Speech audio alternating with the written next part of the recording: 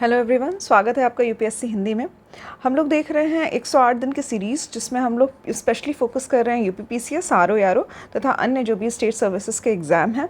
इसमें अभी हम लोग देख रहे हैं इन्वायरमेंट के बारे में। ऑलरेडी 3 लेक्चर्स हो चुके हैं। आज है आपका 4th lecture of environment. Start करेंगे आईएसएफआर की रिपोर्ट से। ये Indian state of forest report होती है, ठीक है। तो जो भी वनों के बारे में जो भी गणना की जाती है या एक रिपोर्ट तैयार की जाती है, ये सभी ministry of environment, forest and climate change के द्वारा की जाती है, ठीक है। तो पर्यावरण, वन एवं जलवायु मंत्रालय के द्वारा भारतीय वन सर्वेक्षण करवाया जाता है, फॉरेस्ट सर्वे ऑफ इंडिया करवाया जाता है, ठीक है। प्रथम बार जो है ये 1987 में करवाया गया था। 1987-1988 में इसकी एक रिपोर्ट तैयार की गई थी और ये सैटेलाइट के माध्यम से होता है, ठीक है। टारगेट ये रखा जाता है कि लगभग 33% जो है कंट्री का वो फॉरेस्ट से कवर्ड होना चाहिए, ठीक है। तो इतना वन क्षेत्र जो है 33% जो वन क्षेत्र है इतना होना चाहिए। अगर अभी की बात की जाए, जो करंट सिचुएशन है, जो कि आईएसएफआर रिपोर्ट के माध्यम से हमें पता चलती है, ये 2021 की रिपोर्ट है, ठीक है। तो यहाँ से पता चलता है कि जो वनावरण क्षेत्र है, ठीक है, फॉरेस्ट का जो जंगल का क्षेत्र है वो है 21.71%, ठीक है। तो यहाँ पे 21.71%, और जो वृक्षावरण है, ट्री कवर है, ठीक है, वो है 2.91%, ठीक है। टोटल मिला के हो जाता है 24.62%। ये इतना जो है ये फॉरेस्ट कवर है, और साथ में जो वृक्षावरण होता है, ट्री कवर होता है, ये दोनों मिला के जो पूरे भारत का क्षेत्रफल है उसमें 24.62% जो है वो पेड़ों से घिरा हुआ है। इसके बाद वनावरण की वृद्धि की बात की जाती है, तो पिछले जो आईएसएफआर रिपोर्ट आई थी 2019 में, और अभी जब 21 में आई है, तो इसमें जो चेंजेस हुए हैं उनके बारे में भी प्रश्न पूछे जाते हैं। तो वनावरण में जो वृद्धि हुई है वो लगभग 1540 किलोमीटर हुई है। इतना बढ़ोतरी देखा गया है 0.22, यहाँ पे डेसिमल के बाद जो भी डिजिट्स होती है उसको ऐसे लिया जाता है। तो 0.22% जो है वो वनावरण में वृद्धि हुई है। वृक्षावरण में जो वृद्धि की बात की जाए तो वो है 721 किलोमीटर स्क्वायर। 0.76% जो है वो वृक्षावरण में वृद्धि देखी गई है, ठीक है। ये इस पे प्रश्न पूछे जाते हैं, तो ये जो डेटा यहाँ पे दिया हुआ है इसको ज़रूर से याद कर लीजिएगा। क्षेत्रफल की बात की जाए तो कौन से स्टेट में सबसे ज़्यादा वृक्षावरण या फिर वन पाए गए हैं, तो वो है मध्य प्रदेश।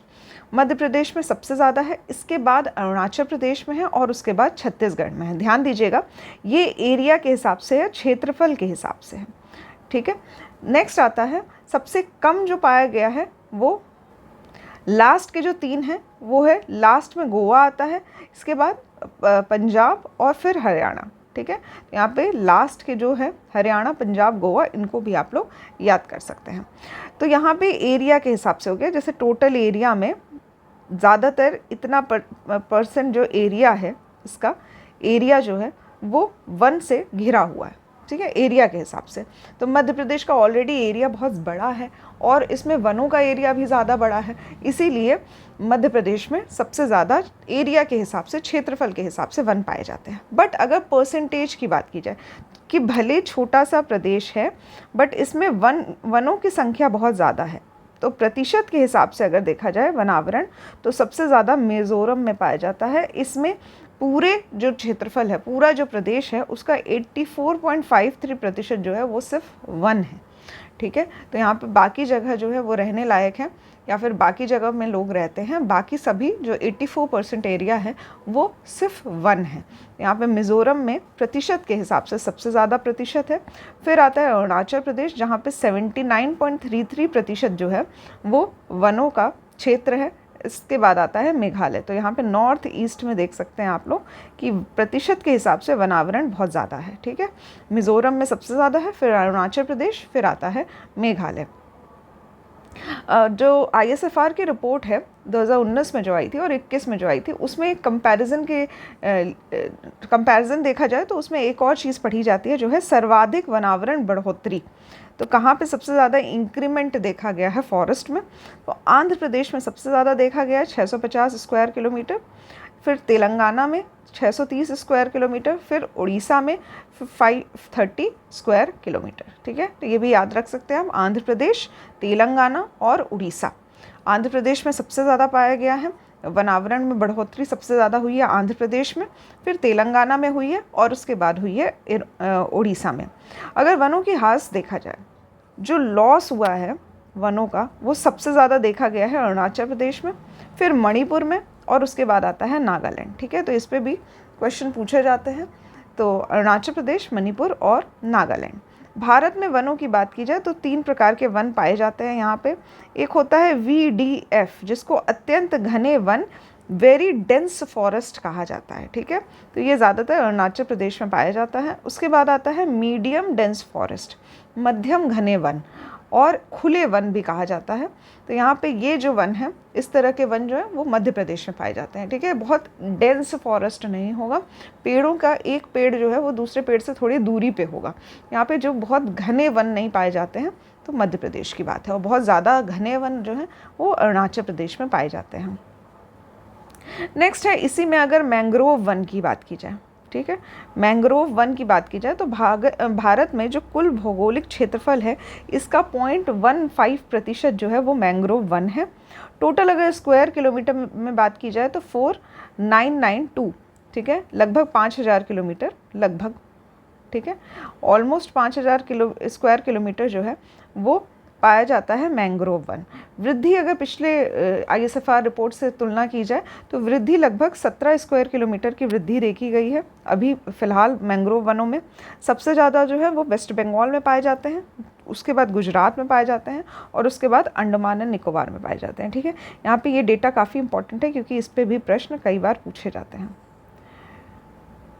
तो यहाँ पे वेस्ट बंगाल, गुजरात और उसके बाद अंडमान एंड निकोबार।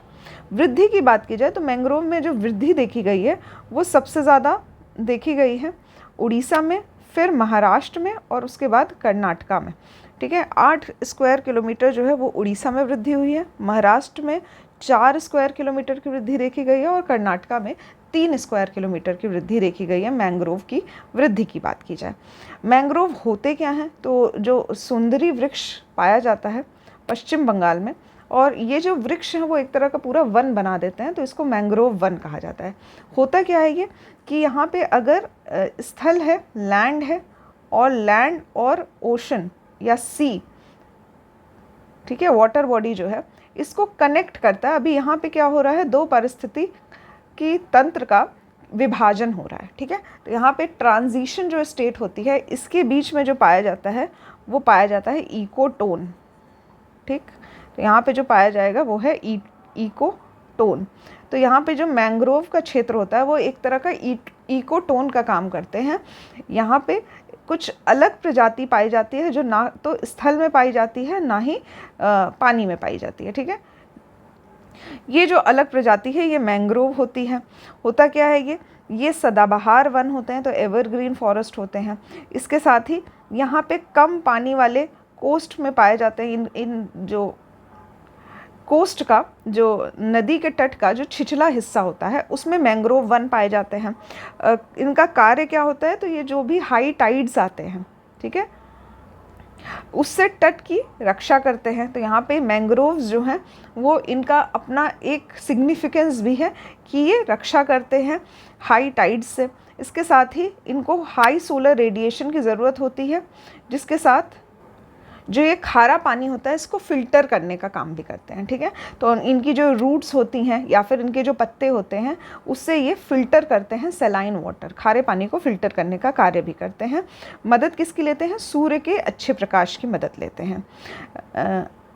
खारे पानी में भी ये पाए जाते हैं। ठीक है, तो यहाँ पे हेलोफाइट्स कहा जाता है, जो नमकीन पानी को सहने की क्षमता रखते हैं जो वृक्ष, उनको हेलोफाइट्स कहा जाता है। तो इनका जो नेचर होता है वो भी हेलोफाइट्स का ही होता है। जड़ों की अगर बात की जाए तो 2 प्रकार के जड़ पाए जाते हैं, एक होता है एविसीनिया और एक होता है राइजोपोरा। ठीक है, तो एविसीनिया का अर्थ ये होता है कि अगर कोई सतह है, सतह के ऊपर कुछ इस तरह से रूट्स निकल आते हैं बाहर, ठीक है, सतह से रूट निकल आते हैं बाहर, इनको न्यूमेटोफोर्स कहा जाता है, न्यूमेटोफोर्स कहा जाता है। और ये बाहर आते हैं ऑक्सीजन की डिमांड पूरी करने के लिए, ठीक है। तो जिस तरह से अगर पानी के आसपास का कुछ एरिया देख सकते हैं, उसमें कुछ ऐसे ऐसे छोटे छोटे पौधे टाइप के निकले रहते हैं, वो पौधे नहीं होते हैं, वो आसपास के जो पेड़ हैं उन्हीं की रूट्स होती है। तो ये जो जड़ें होती है ये इस तरह से बाहर निकल आती हैं ऑक्सीजन की डिमांड पूरी करने के लिए, इनको न्यूमेटोफोर्स कहा जाता है। इसके बाद आता है राइजोपोरा। राइजोपोरा जो होता है वो एक तरह का स्टिल्ट रूट होता है जो कि हाई टाइड्स को प्रिवेंट करता है, ठीक है। तो थोड़े कठोर इनके जो रूट होते हैं, जड़ें होती हैं, वो काफ़ी कठोर होती हैं, जिसकी वजह से ये कितनी भी ज़्यादा पानी आ जाए, बाढ़ की स्थिति हो जाए या फिर कोई भी टाइड वाली सिचुएशन हो जाए, सुनामी आ जाए, उसमें भी ये पेड़ जो होते हैं वो अपने रूट को पकड़े रहते हैं, अपने जड़ों को पकड़े रहते हैं। इसलिए क्योंकि राइजोपोरा नामक जो है वो स्टिल्ट रूट पाई जाती है, यहाँ पे स्ट्रॉन्ग रूट पाई जाती है। तो इस तरह से ये जड़ों के बारे में भी हमने जाना, न्यूमेटोफोर्स और साथ ही राइजोपोरा। इसके बाद अगर प्रजनन की बात की जाए तो यहाँ पे क्या होता है, जो प्रजनन की क्रिया है उसको विविपेरी कहा जाता है, ठीक है। अर्थ ये होता है कि सीड का जो जर्मिनेशन होता है in the tree before falling on ground, ठीक है। तो यहाँ पे इनके जो बीज होते हैं वो सतह पे गिरने से पहले ही जर्मिनेट हो जाते हैं, ठीक है। तो यहाँ पे नया एक तरह से पौधा निकल आता है जब तक ये ज़मीन पे गिरते हैं, मतलब एक तरह से जो सीड हैं वो पहले से ही ग्रो कर चुके होते हैं पेड़ पे ही। इनका महत्व की बात की जाए तो ये तट की रक्षा करते हैं, इसके साथ ही अवसाद जमाव में सहायक होते हैं। मछली और जो जलीय जीव होते हैं उनके एक प्रजनन का क्षेत्र, ब्रीडिंग प्लेस जो है वो बनाते हैं। सुनामी से भी तट की रक्षा करते हैं। जो माइग्रेटरी स्पीशीज़ होते हैं, जो बाहरी प्रजाति आते हैं, उनके लिए आवास का कार्य करते हैं, ठीक है। इनकी जो प्रोडक्टिविटी होती है वो बहुत हाई होती है, क्योंकि बाहर से जो भी विदेशी प्रजातियां आती हैं जो पानी में आती हैं, वो आसपास के क्षेत्र जो मैंग्रोव के क्षेत्र होते हैं इनमें भी अपने प्रजनन की क्रिया करती हैं, और साथ ही यहाँ पे आवास की भी जो एक तरह का इनका एक हैबिटेट फॉर्म होता है, आवास फॉर्म होता है। तो इस तरह से पर्यावरण के लिए काफ़ी महत्वपूर्ण क्षेत्र है मैंग्रोव वन। इसके बाद इसमें औषधीय गुण भी होते हैं, ठीक। तो क्षेत्रफल के हिसाब से ऑलरेडी मैंने बता दिया, वेस्ट बंगाल में लगभग जितने भी मैंग्रोव वन हैं इसका 42% जो है वो वेस्ट बंगाल में पाया जाता है, 23% गुजरात में पाया जाता है और 12% जो है वो अंडमान एंड निकोबार में पाया जाता है। ये है मैंग्रोव वन के बारे में। एक प्रश्न दिया हुआ है कि पश्चिम बंगाल के किस जिले में लगभग 70% मैंग्रोव, पश्चिम बंगाल का जो मैक्सिमम क्षेत्र है, मैक्सिमम मैंग्रोव वन है 70% के लगभग, ये कहाँ पाया जाता है? तो ये जो 24 परगना जो क्षेत्र है यहाँ पे पाया जाता है। मैंग्रोव कहाँ कहाँ पाए जाते हैं? तो एस्चुरी में पाए जाते हैं, दलदली भूमि में पाए जाते हैं, मड फ्लैट में पाए जाते हैं, लगून में पाए जाते हैं, छिछले पानी के तट पर पाए जाते हैं। तो ये सभी जो है मैंग्रोव क्षेत्र के बारे में प्रश्न जो है वो लगभग इसी जो अभी तक मैंने जो कंप्लीट नोट्स आपको दिया है इसी से प्रश्न पूछे जाते हैं। इसके अलावा कभी भी प्रश्न जो है वो मैंग्रोव वन से इससे ज़्यादा कुछ खास पूछे नहीं जाते हैं, इतना ही पूछा जाता है। और क्योंकि ISFR की रिपोर्ट है तो इसमें क्या डेटा दिया हुआ है मैंग्रोव वनों के बारे में, इस पर प्रश्न बनने के चांसेस जो होते हैं वो ज़्यादा हो जाते हैं। नेक्स्ट हमारा टॉपिक है कोरल्स के बारे में। तो प्रवाल भित्ति के बारे में हम लोग जानेंगे। कोरल्स जो होते हैं वो कठोर खोल के एक मुलायम जीव के द्वारा बने हुए एक चेन होती है, ठीक है। तो यहाँ पे एक पॉलिप होता है, पॉलिप जो होता है वो कई सारे पॉलिप से जुड़ के कोरल का फॉर्मेशन करता है, और जब ये कोरल जो होते हैं वो बहुत ज़्यादा बढ़ जाते हैं तो इनको कोरल रीफ कहा जाता है, प्रवाल भित्ति कहा जाता है, ठीक है। तो यहाँ पे क्या होता है कि इनके ऊपर एक जूजेंथेलाइट नाम का एक जीव कह सकते हैं वो रहता है, और यहाँ पे इन दोनों के बीच में एक सिम्बियोटिक रिलेशन होता है। सिम्बियोटिक रिलेशन मैंने आपको बताया था, कम्युनलिज्म क्या होता है, एमेंसलिज्म क्या होता है। यहाँ पे क्या होता है कि जूजेंथेलाइट जो होता है वो एक तरह का सहायक का काम करता है पॉलिप के लिए, और पॉलिप सहायक का काम करता है जूजेंथेलाइट के लिए, ठीक है। तो ये जो जूजेंथेलाइट है ये इसी पे आवास क्षेत्र बना के यहीं पे रहते हैं पॉलिप के ऊपर। पॉलिप जो होता है वो एक ऐसा जीव होता है जो अपने अंदर जो आसपास का कार्बन डाइऑक्साइड होता है उसको कैल्शियम के साथ मिला के CaCO3 का फॉर्मेशन करता है, ठीक है। कैल्शियम कार्बोनेट का फॉर्मेशन करता है, और कैल्शियम कार्बोनेट आप सभी लोग जानते होंगे जैसे चौक होता है चौक जो हमने देखा है तो वो कैल्शियम कार्बोनेट का ही होता है, तो वो थोड़ा सा स्ट्रॉन्ग बन जाता है, मतलब कैल्शियम कार्बोनेट जब कई बार इकट्ठा हो जाता है एक ही जगह पे तो काफ़ी स्ट्रॉन्ग बन जाता है और ये एक तरह की दीवार बना देता है। इसको कहते हैं हम लोग कोरल्स बन जाते हैं और कोरल का रीफ बन जाता है कुछ समय के बाद। इसके ऊपर जूज़ैंथेलाइट रहते हैं। जूज़ैंथेलाइट का कार्य यह होता है कि ये प्रकाश संश्लेषण के माध्यम से जो कोरल हैं, जो पॉलिप हैं, उनको खाना प्रदान करते हैं। ठीक है, तो यहाँ पे दोनों के बीच में ये उसको आवास प्रदान करता है पॉलिप, और जूज़ैंथेलाइट जो है वो उसको खाना प्रदान करता है। यहाँ पे ये जो कोरल्स होते हैं ये 30 डिग्री नॉर्थ से 30 डिग्री साउथ के बीच में सबसे ज़्यादा पाए जाते हैं। तो यहाँ पे ये जो रीजन है यहाँ पे पाए जाते हैं, और साथ ही जो जीवित रहने के लिए जो उचित तापमान की ज़रूरत होती है इनके लिए वो होते हैं 20 से 21 डिग्री सेल्सियस। तो यहाँ पे जो निर्माण होता है प्रवाल भित्ति का वो कुछ इस तरह से होता है, जिस तरह से मैंने बताया था आपको। पॉलिप जो होता है वो सबसे पहले फॉर्म होता है, फिर यहाँ से ये कैल्शियम कार्बोनेट इकट्ठा करता है और फिर कोरल का फॉर्मेशन होता है। ठीक है, पॉलिप के ऊपर क्या रहते हैं, जो परजीवी होते हैं वो जूज़ैंथेलाइट जो होते हैं वो इसमें रहते हैं, और जो इसका कलर होता है वो इसका कलर कुछ होता नहीं है। ठीक है, तो इसका जो कलर होता है अपना कुछ होता नहीं है पॉलिप का, इसके ऊपर कुछ एल्गी निवास करती हैं और ये जो एल्गी होती हैं यही इसको कलर प्रदान करती हैं। तो यहाँ पे जो red colour, green colour, yellow colour, अलग अलग कलर्स के पाए जाते हैं, तो इसमें एल्गी जो होती हैं वो रहने लगती हैं पॉलिप के ऊपर, इसीलिए इनका जो कलर होता है वो होता है। ठीक है, फिर ये कोरल का फॉर्मेशन करते हैं। पॉलिप जो होते हैं कई सारे पॉलिप जुड़ के कोरल बनाते हैं, प्रवाल बनाते हैं, और जब ये प्रवाल बहुत ज़्यादा बढ़ जाता है तो यही प्रवाल भित्ति बन जाता है। ठीक है, तो देख सकते हैं आप इस तरह से कोरल रीफ का फॉर्मेशन होता है। नेक्स्ट आता है कोरल के लिए जो सबसे फेमस है वो है ग्रेट बैरियर रीफ, जो कि ऑस्ट्रेलिया में पाया जाता है। ग्रेट बैरियर रीफ, तो अगर ये ऑस्ट्रेलिया का मैप देखा जाए तो इसके इधर की तरफ यानी कि नॉर्थ ईस्ट की तरफ उत्तर पूर्वी क्षेत्र में कोरल रीफ पाए जाते हैं, और ये कुछ काफ़ी लंबे दूरी तक फैले हुए हैं, 2300 किलोमीटर तक फैले हुए हैं। इस पे भी डेटा पूछा गया है तो इसको भी आप लोग याद कर सकते हैं। तो यहाँ पे 2300 किलोमीटर तक फैले हुए क्षेत्र में पाए जाते हैं कोरल रीफ, जिसको यहाँ पे एक अलग नाम से जाना जाता है, ग्रेट बैरियर रीफ के नाम से जाना जाता है। सागरी जैव विविधता की अगर बात की जाए, बायोडाइवर्सिटी की बात की जाए, अगर एक्वेटिक बायोडाइवर्सिटी की बात की जाए तो वहाँ के लिए ये एक हॉट स्पॉट है। हॉट स्पॉट का अर्थ ये होता है कि वो एरिया जहाँ पे जैव विविधता अधिक पाई जाती है। ठीक है, उसको हॉट स्पॉट नाम से जाना जाता है। समुद्र का वर्षा वन भी कहा जाता है मैंग्रोव्स को, कोरल रीफ्स को। ठीक है, तो यहाँ पे यदि कोई भी कोरल का फॉर्मेशन होता है तो वो एक तरह का आवास का काम करते हैं, हैबिटेट की तरह एक्ट करते हैं।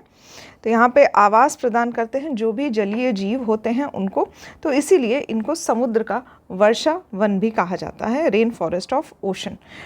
3 प्रकार के होते हैं रीफ, जो बैरियर रीफ होते हैं, कोरल रीफ जो होते हैं वो 3 प्रकार के पाए जाते हैं। प्रवाल भित्ति, पहला है फ्रिंजिंग, जिसको हिंदी में तटीय प्रवाल भित्ति कहा जाता है। दूसरा है अवरोधक प्रवाल भित्ति, जिसको बैरियर रीफ कहा जाता है। और एक होता है वलयाकार प्रवाल भित्ति, जिसको अटॉल कहा जाता है। ठीक है, कुछ खास इंपॉर्टेंट नहीं है, लेकिन कुछ इंपॉर्टेंट बातें आपको याद रखनी चाहिए एग्जाम के पॉइंट ऑफ व्यू से, वो हम लोग देखेंगे। तो मन्नार की जो खाड़ी है वो तटीय प्रवाल भित्ति का एग्जाम्पल है। ठीक है, मन्नार की खाड़ी।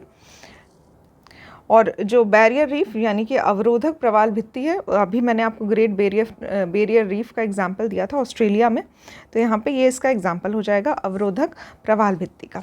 वलयाकार प्रवाल भित्ति अटॉल जो होता है ये भी एक तरह का प्रवाल भित्ति है।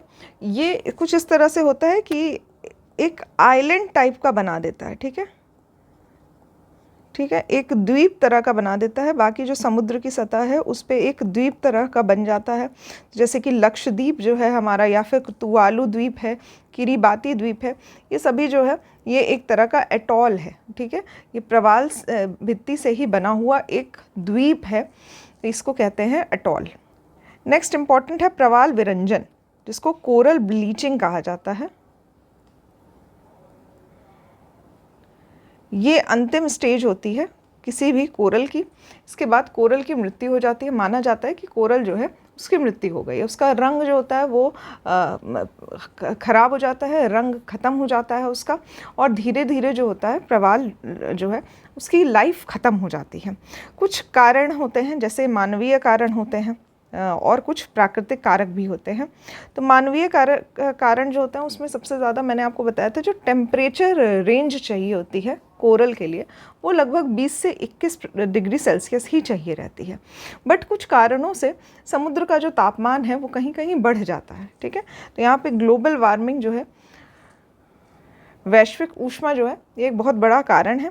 इसके साथ ही प्रदूषण, ख़ास तौर से जो मरीन का पॉल्यूशन हो रहा है, पानी में जो पॉल्यूशन हो रहा है, प्रदूषण हो रहा है, उसकी वजह से भी काफ़ी इस तरह की चीज़ें होती है। इसके साथ ही एक कोरल माइनिंग होता है। कोरल जो होता है उसमें कई सारे औषधीय गुण होते हैं, तो इसलिए कोरल की माइनिंग की जाती है, एक तरह से उनका गलत इस्तेमाल किया जाता है। तो यहाँ पे इस कारण की वजह से भी प्रवाल विरंजन की जो प्रोसेस है वो हो रहा है।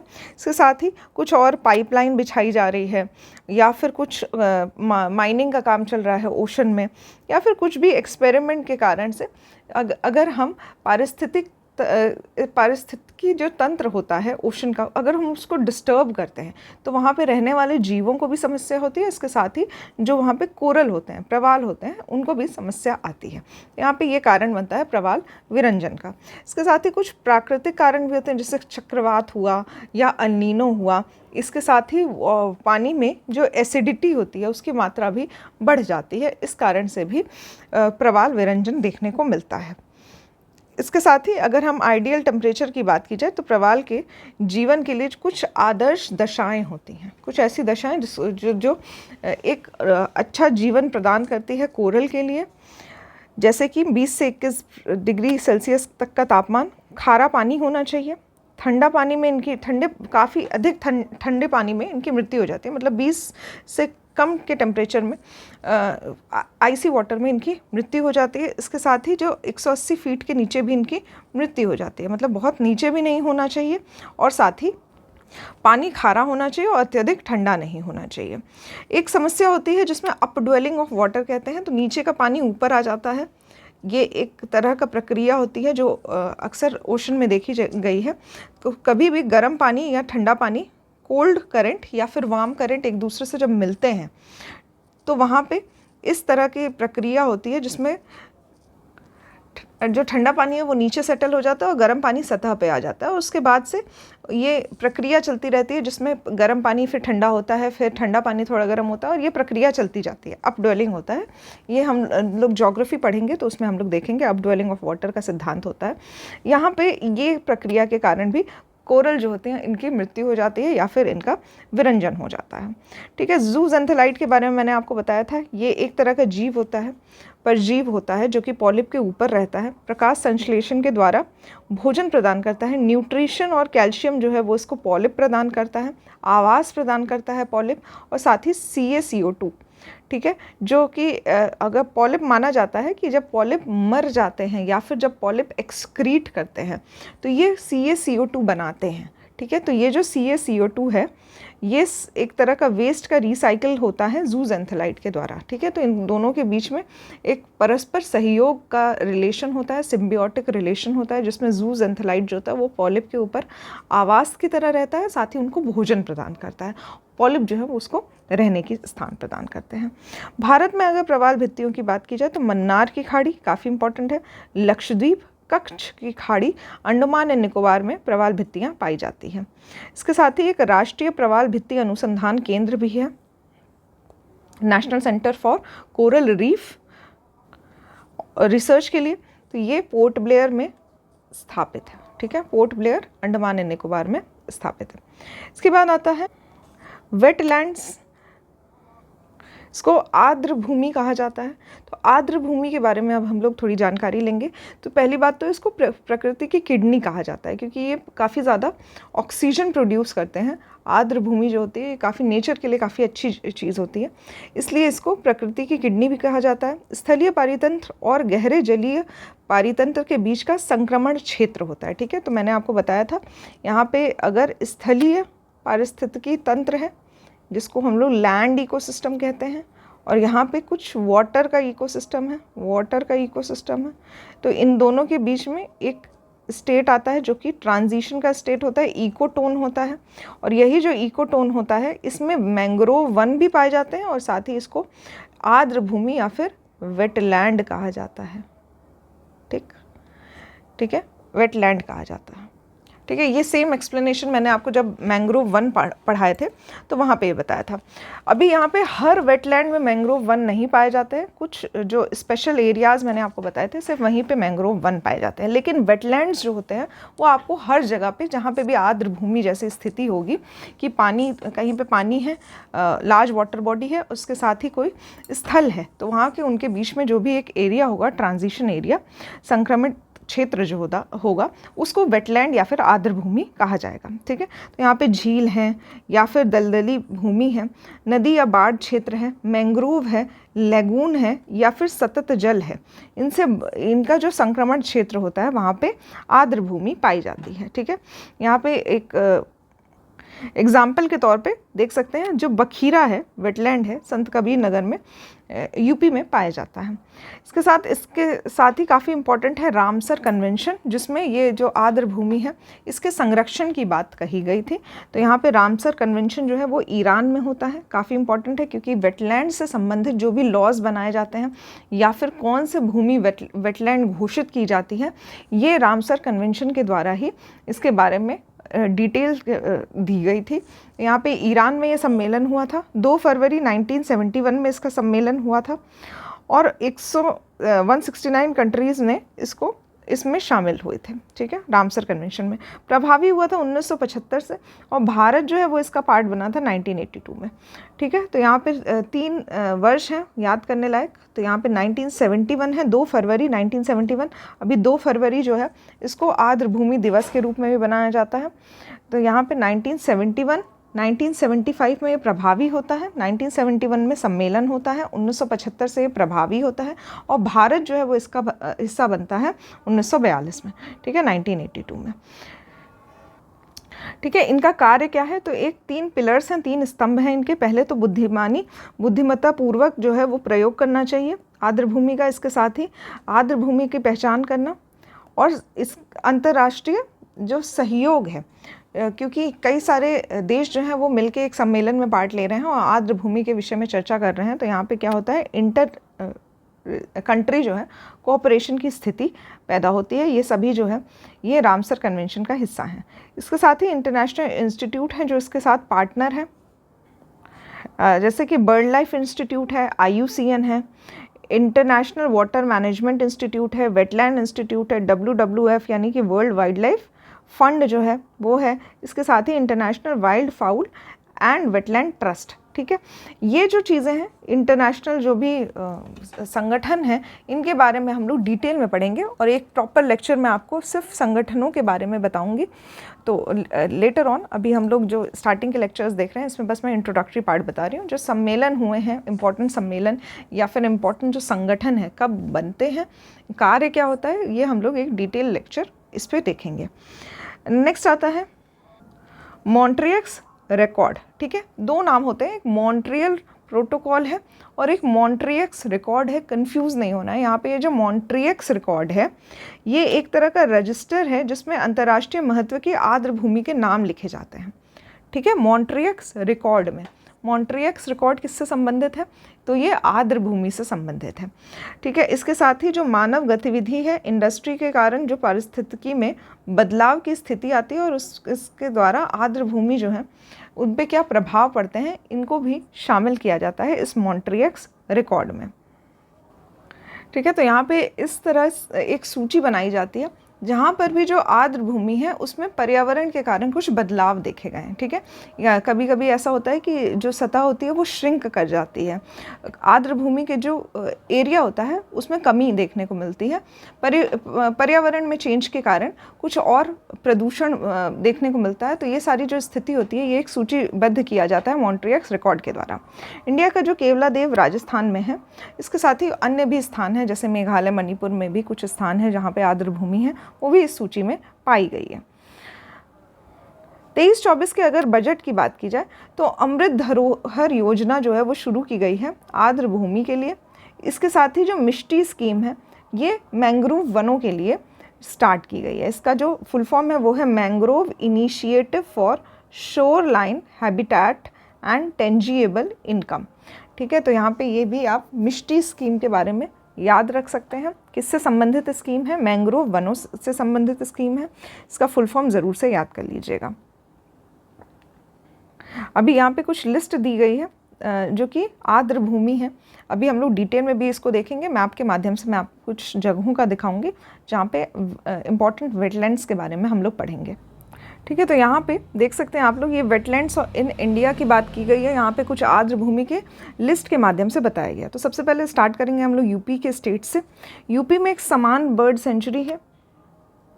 कहाँ है ये आप लोग कमेंट बॉक्स में लिख सकते हैं। समान बर्ड सेंचुरी जो है वो कहाँ पे है। इसके साथ ही सूर सरोवर जो है कीथम झील आगरा में है, इसको भी वेटलैंड का दर्जा मिला है। सरसई, नवाबगंज, समसपुर, सांडी, पार्वती अर्गा और जो ऊपरी गंगा का क्षेत्र है हैदरपुर और बखीरा, ये सभी जो है ये आर्द्र भूमि के क्षेत्र में आते हैं। इसके बाद नेक्स्ट जो हमारा पड़ोसी राज्य है उत्तराखंड, यहाँ पे एक आसान क्षेत्र है, इसको आर्द्र भूमि का दर्जा मिला है। इसके साथ ही बिहार में कन्वर ताल या फिर कबार जो है, जो क्षेत्र है काबर, इसको आर्द्र भूमि का दर्जा मिला है। असम में दीपोर बील एक जगह है।